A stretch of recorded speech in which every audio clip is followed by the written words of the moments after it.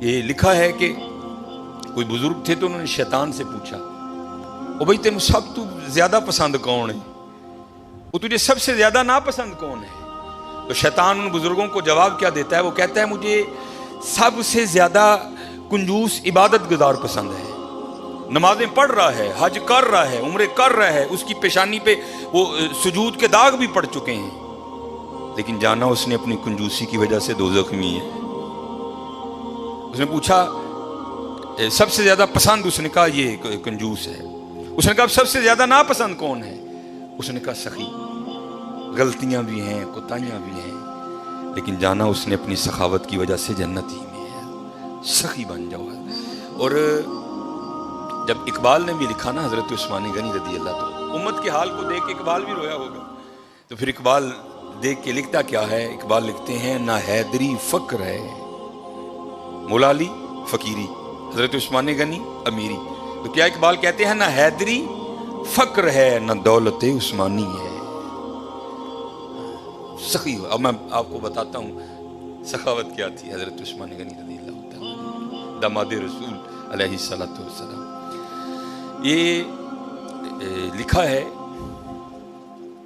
کہ حضرت سیدنا ابو بکر صدیق رضی اللہ تعالیٰ عنہ کے دور مبارک میں نا مدینہ پاک میں قحط پڑ گیا،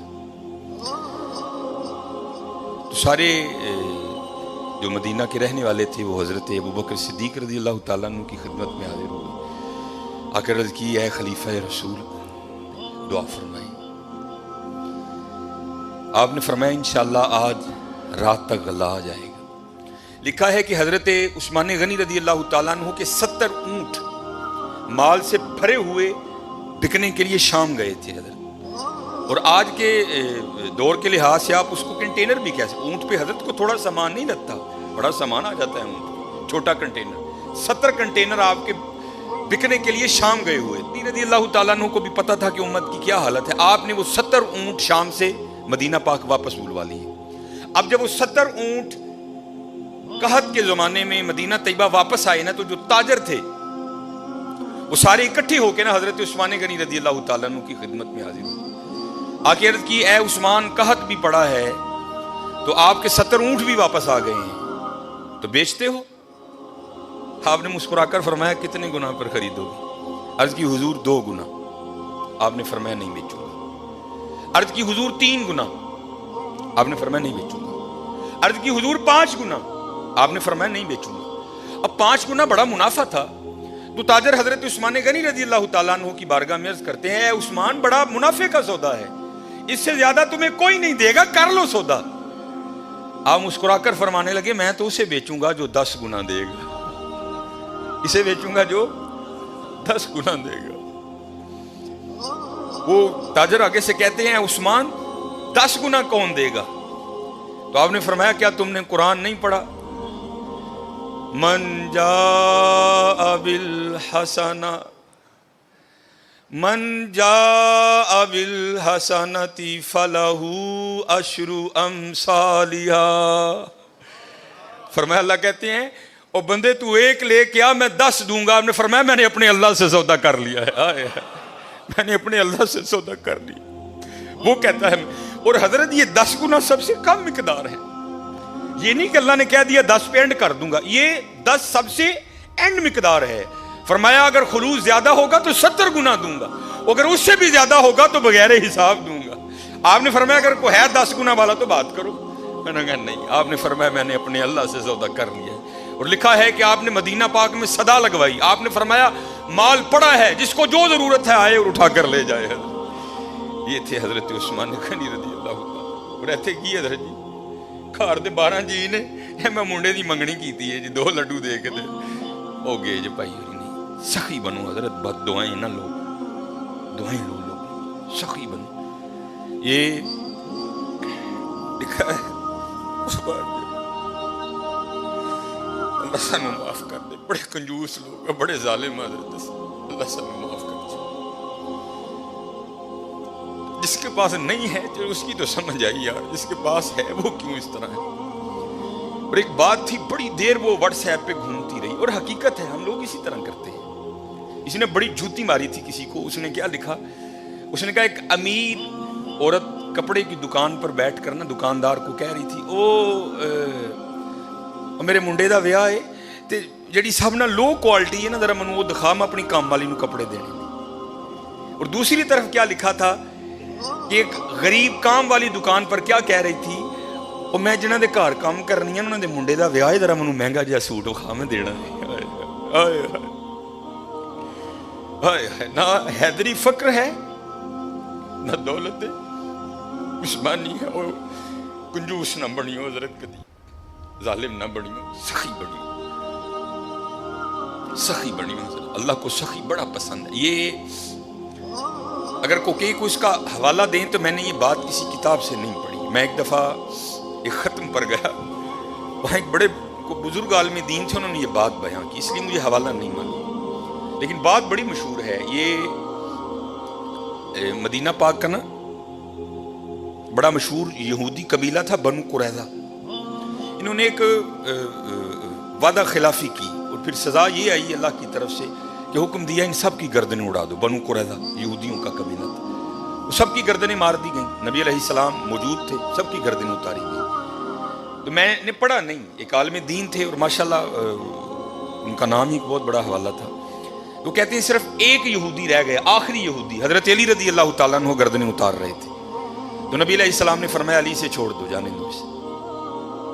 اب یہ نہیں کہ نعوذ باللہ من ذالک، کیونکہ ان کی شان تو یہی سمینا و اطعنا، کوئی اختلاف نہیں تھا، یہ تھا راز جاننے کے لیے۔ مولا علی رضی اللہ تعالیٰ عنہ نے نبی علیہ السلام کی بارگاہ میں عرض کی، اللہ کے رسول یہ بھی تو یہودی ہے، جو قصور انہوں نے کیا تھا اس نے بھی تو کیا ہے۔ اے اللہ کے رسول آپ پر ماں باپ فدا ہوں، ان کی اتار دی، اس کو کیوں چھوڑ دیا؟ تو نبی علیہ السلام نے فرمایا اے علی رضی اللہ تعالیٰ عنہ، ابھی جبرائیل امین علیہ السلام خدا کا سلام اور پیغام لے کر آئے تھے، اور سلام کے بعد پیغام یہ آیا ہے محبوب اسے معاف کر دو، یہ سخی ہے، یہ غریبوں کو کھانا کھلاتا ہے۔ یہودی حضرت، محبوب یہ سخی ہے، یہ غریبوں کو کھانا کھلاتا ہے۔ اور حضرت ایک نہیں، قرآن پاک میں بار بار مذمت آئی، تو غریب کو کھانا ہی نہیں کھلاتا۔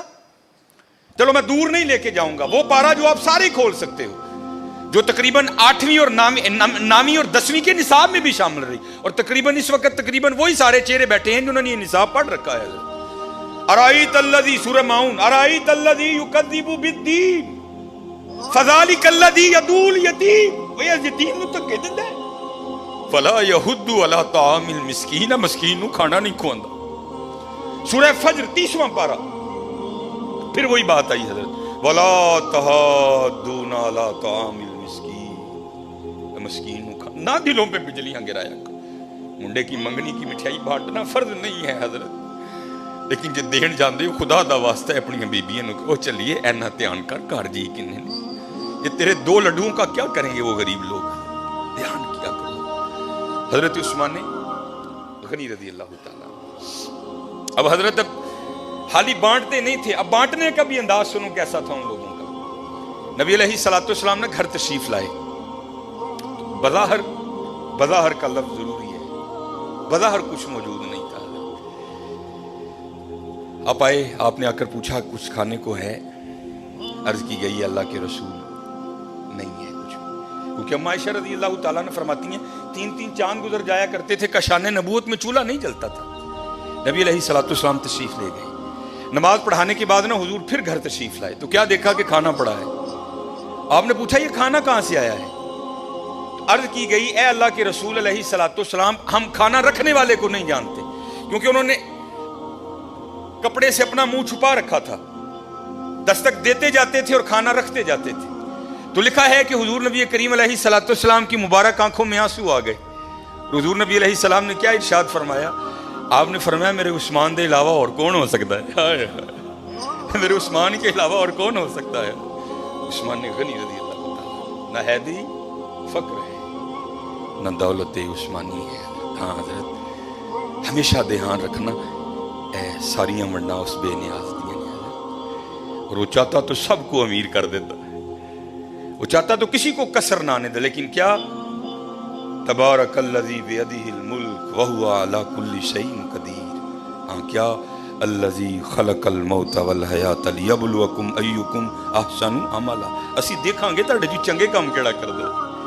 یہ نہ سمجھنا کہ حضرت جب اس کی باری آئی تو خدا کے خزانوں میں سے ختم ہو گیا تھا. نہیں حضرت، اس کے خزانے تو بھرے پڑے. ہاں یہ ہے، میں دیکھوں گا کہ تم میں سے اچھے کام. ہاں آزمائش ہے حضرت، دھیان رکھنا، ہمیشہ ماڑے ہیں. حضرت کسی کو بھی اٹھا کر دیکھ لو. یہ میں حضرت عثمان غنی رضی اللہ تعالیٰ عنہ پر صرف اس کو ختم نہیں کرتا، کسی کو بھی اٹھا کر دیکھ لو. حضرت فاروق اعظم کو پڑھ لو، حضرت ابوبکر صدیق کو پڑھ لو. حضرت نبی علیہ الصلوۃ والسلام کا جب وصال ہو گیا نا، تو ایک چھوٹی سی بچی حضرت ابوبکر صدیق رضی اللہ تعالیٰ عنہ کی خدمت میں آئی اور آ کے نا رونے لگ پڑی. اور ایسا روئی کہ نبی علیہ السلام کے خلیفہ کو بھی رلا دیا. جب تھوڑی اس کی طبیعت سنبھلی نا تو خلیفہ رسول علیہ الصلوۃ والسلام نے پوچھا رون کیوں رہی ہیں؟ تو کہتی ہے نبی علیہ الصلوۃ والسلام نے پردہ کر لیا، وصال ہو گیا حضور کا. تو آپ نے فرمایا تجھے کیا بتاؤں کہ ابو بکر کے دل پہ کیا گزر رہی ہے. تو آپ نے فرمایا رو کیوں رہی ہے؟ تو کہتی ہے گھر میں صرف میری دادی ہے جو نابینا ہے، امی انتقال کر گئی، والد صاحب ایک غزوے میں شہید ہو گئے، اب میں ہوں اور میری اندھی دادی ہے، ایک ہماری بکری ہے، اسی کے دودھ سے ہمارا گزر بسر ہوتا ہے. تو آپ نے فرمایا بکری مر گئی؟ وہ کہتی نہیں ہے. دودھ دینا چھوڑ دیا؟ نہیں دے رہی ہے. تو آپ نے فرمایا رو کیوں رہی ہے؟ وہ کہتی ہے دادی اندھی ہے، وہ تو دودھ نکال نہیں سکتی، میں چھوٹی ہوں مجھے نکالنا آتا نہیں. جب نبی علیہ الصلوۃ والسلام حیات تھے تو آپ روز آیا کرتے تھے اور ہمیں دودھ نکال کے دیا کرتے تھے. اب رو اس لیے رہی ہوں کہ حضور کا تو انتقال ہو گیا، اب دودھ کون نکالے گا. حضرت کو چھوٹا سا ناظم نہیں کسی علاقے کا، کوئی چھوٹا سا ایم اے نہیں ہے، ایم پی اے نہیں ہے، خلیفہ رسول ہیں حضرت، امیر المومنین ہیں، مسلمانوں کے دلوں کی دھڑکن ہے حضرت ابوبکر صدیق رضی اللہ تعالیٰ عنہ، کوئی عام شخصیت نہیں. حضرت ابوبکر صدیق رضی اللہ تعالیٰ عنہ نے حضرت علی کو مبارک دیا. آپ نے فرمایا علی مبارک ہو. مولا علی مشکل کشا رضی اللہ تعالیٰ عنہ نے پوچھا ابوبکر کاہے کی مبارک؟ آپ نے فرمایا میں نے نبی علیہ الصلوۃ والسلام کو کہتے ہوئے سنا کہ کل اللہ جل شانہ جنت کے پروانے علی کو عطا کرے گا، علی جس کو چاہے آگے دے. تو حضرت علی رضی اللہ تعالیٰ نے فرمایا ابوبکر آپ کو بھی مبارک ہو. حضرت ابوبکر نے پوچھا علی مجھے مبارک کس چیز کی دے رہے ہو؟ تو آپ فرماتے ہیں میں نے حضور نبی علیہ الصلوۃ والسلام کو کہتے ہوئے سنا تھا اے علی دینا اس کو جس کے دل میں ابوبکر کی محبت ہوگی. چھوٹا نام نہیں ہے ابوبکر، حضرت کو محلے کا چھوٹا سا ناظم نہیں ہے، خلیفہ رسول ہیں حضرت، خلیفہ رسول. آپ رو کر فرمانے لگے ابوبکر مر نہیں گیا، جب تک ابوبکر رہے گا آج کے بعد تیری بکریوں کا دودھ آ کر ابوبکر نکالا کرے گا. دلوں پہ بجلیاں نہ گراؤ حضرت، دعائیں لو. اسی اپنے کار بد دعاواں دے ڈیر لا لے دیں حضرت، بد دعاواں ہی بد، اپنے خلاف دعائیں کرنی حضرت، دعائیں لو حضرت. جس کو اٹھا کر دیکھو حضرت، جس کو پڑھ لو، تم کسی کو سخت نہیں پاؤ گے، تم ہر ایک کو اسی طرح کا پاؤ گے. وہ اقبال نے کہا تھا نا ہو ہلکا یاراں تو بریشم کی طرح نرم. یہ مومن کی بات ہو رہی ہے. ہو ہلکا یاراں تو بریشم کی طرح نرم، رزم حق و باطل ہو تو فولاد ہے مومن.